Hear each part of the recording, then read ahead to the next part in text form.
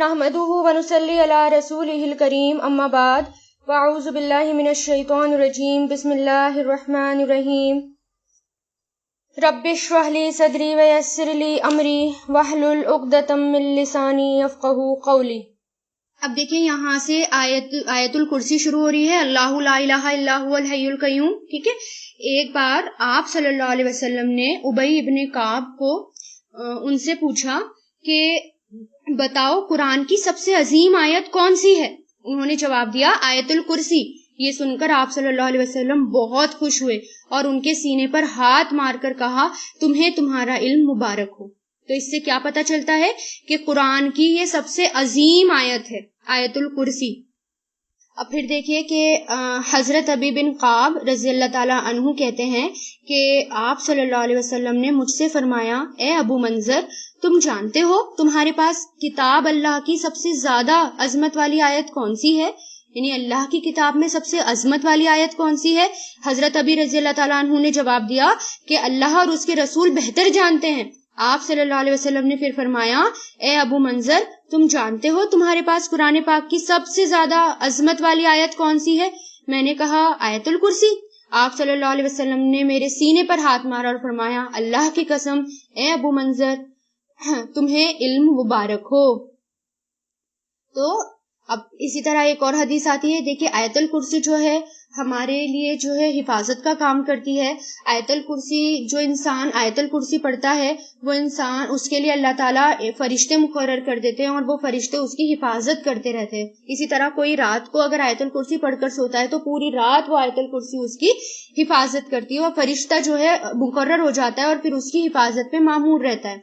اسی طرح حضرت ابو ہریرہ آیت الکرسی کی فضیلت اس طرح بیان کرتے ہیں کہ آپ صلی اللہ علیہ وسلم نے مجھے زکوٰۃ رمضان یعنی رمضان کی زکوٰۃ کی حفاظت پر مامور فرمایا کہ تم زکوٰۃ کی حفاظت کرو۔ رات کو ایک شخص آیا اور غلے میں سے ایک لب بھر کر لے جانے لگا یعنی چوری کرنے لگا۔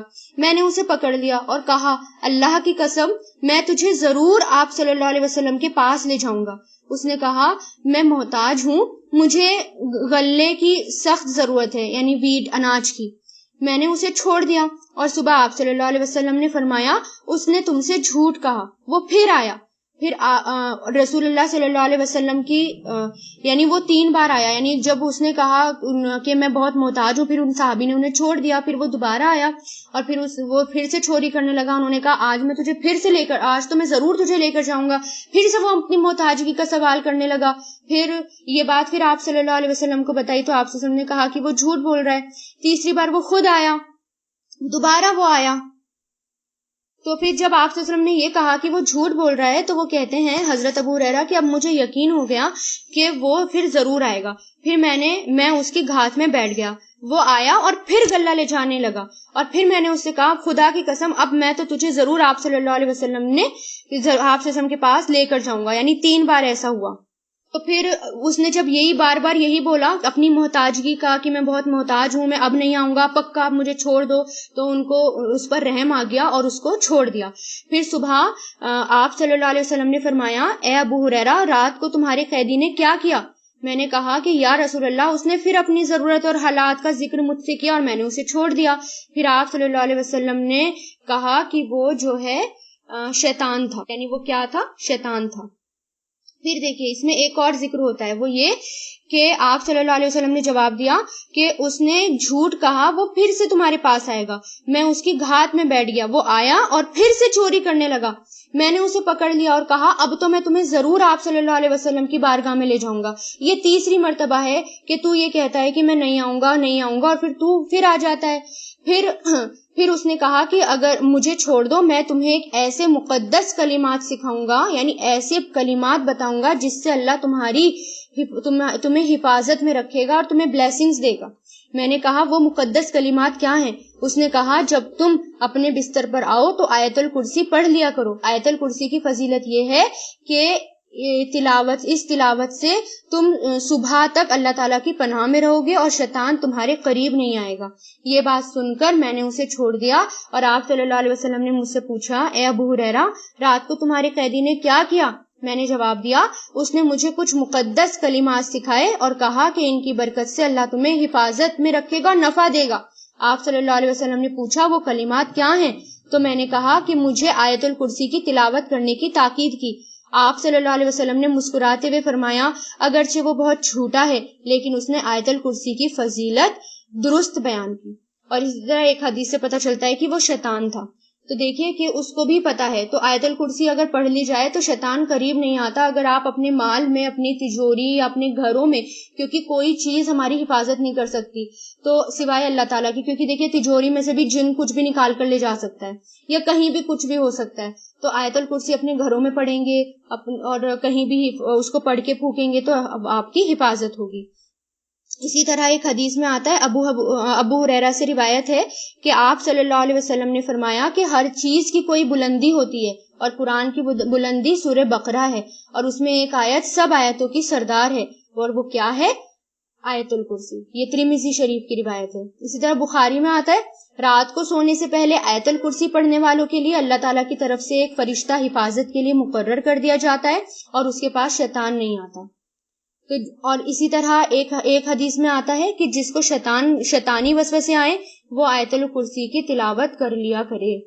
تو آیت الکرسی جو ہے کوئی معمولی نہیں ہے، آیت الکرسی جو ہے وہ ہماری ہر طریقے سے حفاظت کرنے والی ہے۔ اب اس میں دیکھیں اس میں ہے کیا جس کی اتنی زیادہ فضیلتیں ہیں؟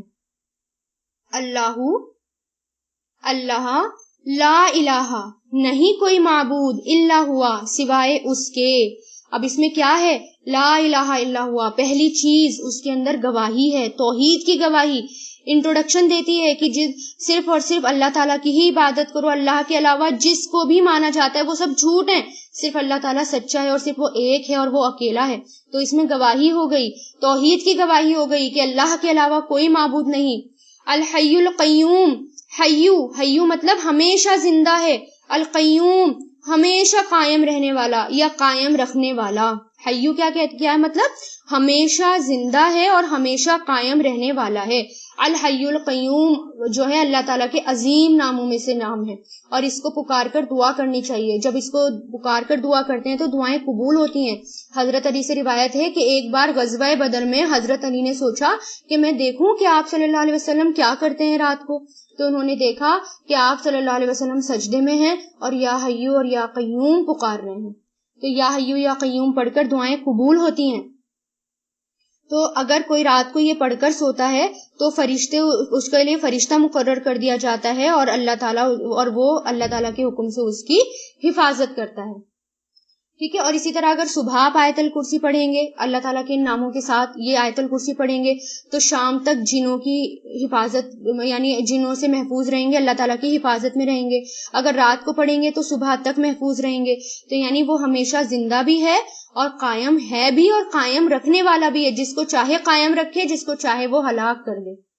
لا تاخذہ، لا مطلب نہیں، تاخذہ پکڑتی اسے یا آتی اسے، اخذا یا اخذو سے بنائیے، فیمیل کا صیغہ نا، اس لیے تاخذہ نہیں پکڑتی، ہو اسے، سینتن اونگ، سینہ کہتے ہیں اونگ کو، ولا اور نہ ہی، نوم نیند، یعنی نہ تو اس کو اونگ آتی ہے اور نہ ہی اس کو نیند آتی ہے۔ وہ ہمیشہ، یعنی انسان جو ہے وہ تو محتاج ہوتا ہے، اگر انسان کو نیند نہ آئے تو وہ پاگل ہو جاتا ہے، بے چین ہونے لگتا ہے۔ اگر ایک دن بھی انسان نہ سو پائے نا، یا 2 دن، تو وہ اس کا دماغ خراب ہونے لگتا ہے، اس کا دماغ چلنا بند ہو جاتا ہے۔ لیکن اللہ تعالیٰ کو نہ تو اونگ آتی ہے اور نہ ہی اس کو نیند آتی ہے۔ چاہے کتنا بھی اسٹرانگ سے انسان ہو، بغیر سوئے وہ رہ نہیں سکتا، بغیر سوئے وہ جی نہیں سکتا، اور یہ انسان کی کمزوری ہے، لیکن اللہ تعالیٰ اس کمزوری سے بھی پاک ہے۔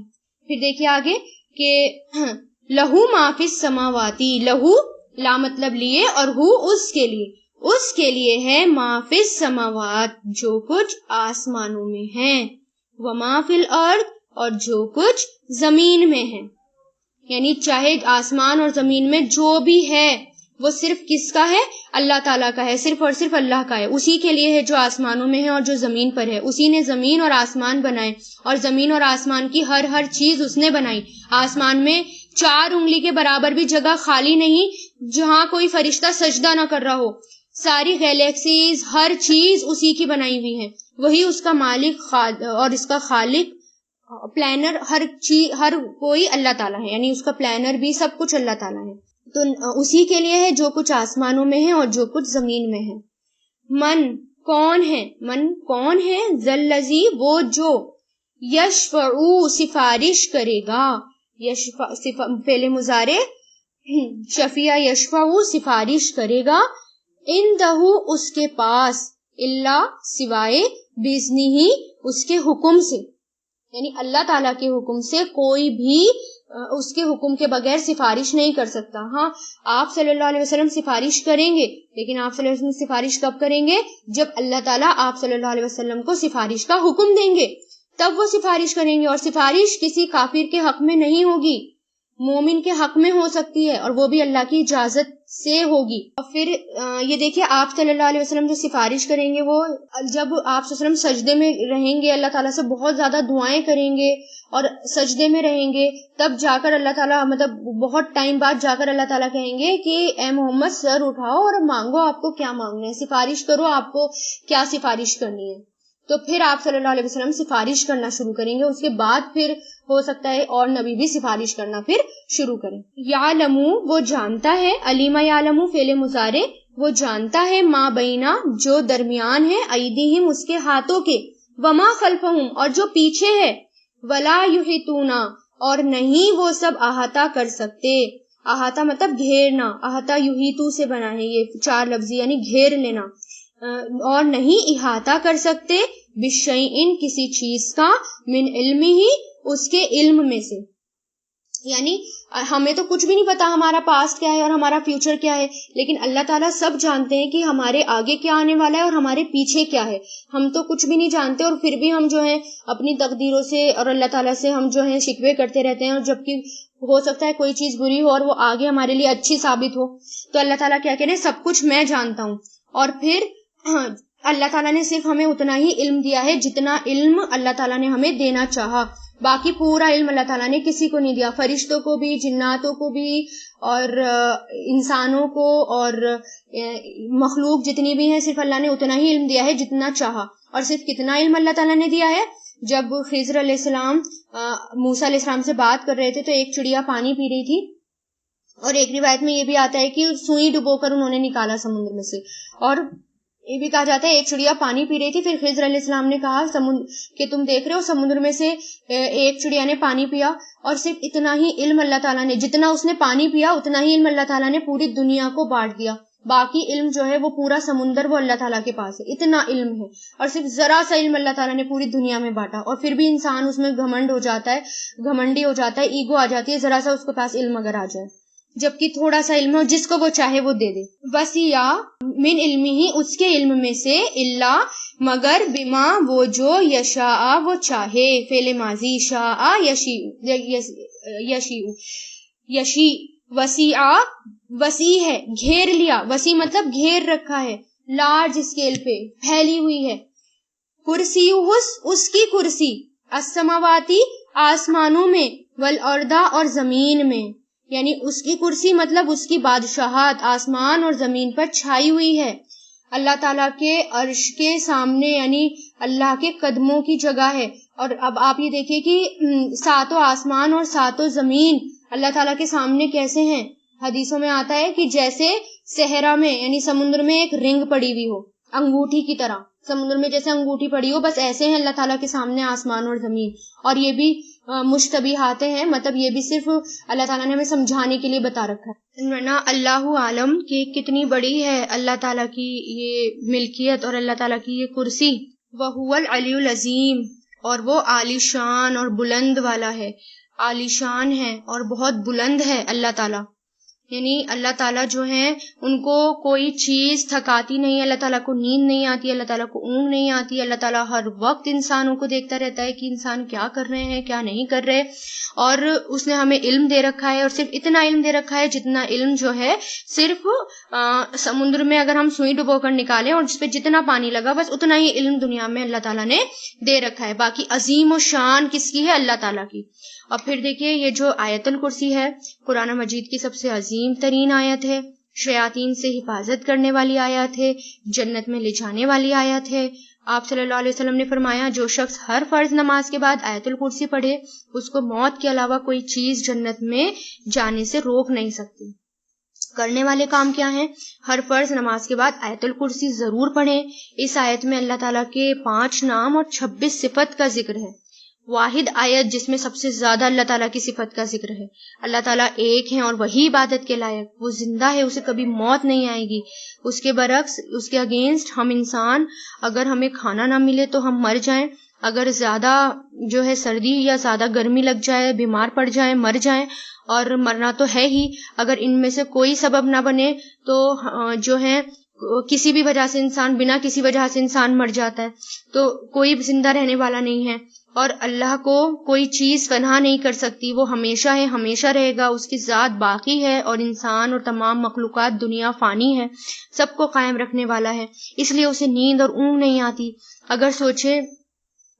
اگر وہ سو جائے تو جن چیزوں کو اس نے تھام رکھا ہے ان میں سے کچھ بھی باقی نہ رہے۔ ہماری زندگی اس بات کی دلیل ہے کہ ہمارا پیدا کرنے والا جاگتا رہتا ہے اور ہماری حفاظت کرتا رہتا ہے، کوئی اس کے حکم کے بغیر سفارش نہیں کر سکتا، اس لیے ہر دم اس کو راضی رکھنے کی کوشش کریں۔ اس کا علم اتنا وسیع ہے کہ وہ ہمارا ماضی اور مستقبل سب جانتا ہے۔ کیا ہمیں معلوم ہے کہ ہمارے آگے پیچھے کون سے فرشتے یا شیاطین موجود ہیں؟ ہمیں نہیں معلوم، لیکن اللہ تعالیٰ کو ہر چیز معلوم ہے۔ ہمارے آس پاس آگے پیچھے کیا ہو رہا ہے ہم اس سے ناواقف ہیں، لیکن وہ جانتا ہے۔ ہم اللہ کے علم کے بارے میں نہیں جانتے، مگر اتنا جتنا وہ چاہے۔ اللہ تعالیٰ کے علم کے مقابلے میں ساری مخلوق کا علم صرف اتنا ہے جیسے سمندر کے مقابلے میں ایک قطرہ۔ آسمان اور زمین کی بھی حفاظت اسے نہیں تھکاتی۔ اگر جو زمین ہمیں بہت بڑی نظر آتی ہے، وہ اوپر یعنی اتنی بڑی زمین بھی اللہ تعالیٰ کے سامنے کیا ہے، چھوٹی لگنے لگتی ہے، چھوٹی ہیں۔ یہ دیکھیے ہوائیں، یہ جہاز، یہ زمین پر کھڑا ہوا پہاڑ ہمیں اتنا بڑا نظر آتا ہے، لیکن آسمان پر ایک چھوٹے نقطے کی طرح نظر آنے لگتا ہے، اگر اللہ تعالیٰ کے سامنے وہ کچھ بھی نہیں ہے۔ اور اگر ہم اس اللہ تعالیٰ کی شان کو دیکھیں تو یہ سب چیزیں بھی ہمیں چھوٹی نظر آنے لگیں گی، اتنی بڑی ہے اللہ تعالیٰ کی شان، کیونکہ وہی عظیم و شان اور عظمت والا ہے۔ وآخر الدعوانا ان الحمد للہ رب العالمین، سبحانک اللہم و بحمدک، ونشہد ان لا الہ الا انت، نستغفرک و نتوب الیک۔